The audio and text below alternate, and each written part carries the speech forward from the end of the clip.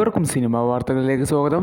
മമ്മൂക്ക അങ്ങനെ 2026 national award തൂക്കാൻ പോവുകയാണ്. അതെ, 2026 നാഷണൽ അവാർഡ് മമ്മൂക്ക തൂക്കാൻ പോവുകയാണ്.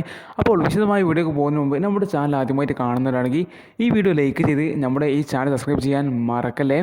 2024 മമ്മൂക്കയുടെ ഒരു സിനിമയായ ബ്രഹ്മയുഗം എന്നൊരു സിനിമ റിലീസായല്ലോ. 2024 മാർച്ച് മാസത്തിലുള്ള സിനിമ റിലീസായത്. സിനിമ ഗംഭീര അഭിപ്രായങ്ങളുള്ള സിനിമ ബോക്സ് ഓഫീസിൽ നേടിയെടുത്തിട്ടുണ്ടായിരുന്നത്.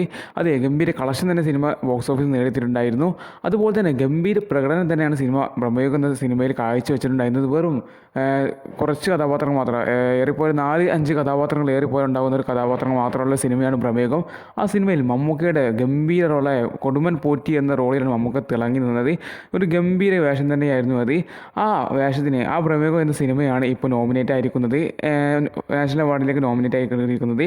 അതെ, ഈ സിനിമ എന്താ പറയുക, നമ്മുടെ ഓസ്കാർ അവാർഡ് വേദിയിൽ, ഇൻ്റർനാഷണൽ ഓസ്കാർ അവാർഡ് വേദിയിൽ ഈ സിനിമ പ്രദർശിപ്പിച്ചിട്ടുണ്ടായിരുന്നു. അവിടെയൊക്കെ ഗംഭീര റെസ്പോൺസാണ് നമുക്ക് ഈ സിനിമ കാണാൻ സാധിച്ചിട്ടുണ്ടായിരുന്നു. മമ്മൂക്കയുടെ പെർഫോമൻസിനടക്കം ഗംഭീര എന്താ പറയുക അഭിപ്രായങ്ങൾ നേടിയിട്ടുണ്ടായിരുന്നത്.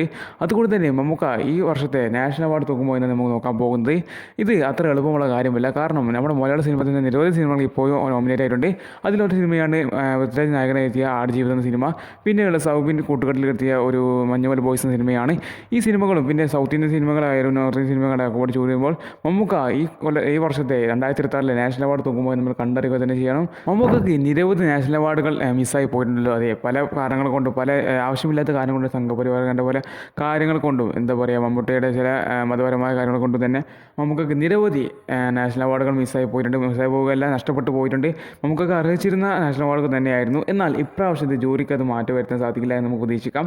കാരണം മമ്മൂക്ക അത്രക്കും മികച്ച പ്രകടനമാണ് കാഴ്ചവെച്ചിട്ടുള്ളത്. ഇനി നമ്മൾ നോക്കുന്ന സമയത്ത് ഇപ്രാവശ്യം നാഷണൽ അവാർഡ് നമുക്ക് തൂക്കുന്ന കാര്യത്തിൽ നമുക്ക് സംശയമൊന്നുമില്ല. എന്നിരുന്നാലും പല സാഹചര്യങ്ങൾ കൊണ്ടും നമുക്ക് നാഷണൽ അവാർഡുകൾ നഷ്ടപ്പെട്ടിട്ടുണ്ട്. ഇപ്രാവശ്യം അങ്ങനെ സംഭവിക്കുമോ എന്ന് നമുക്ക് കണ്ടറിയുക തന്നെ ചെയ്യാം.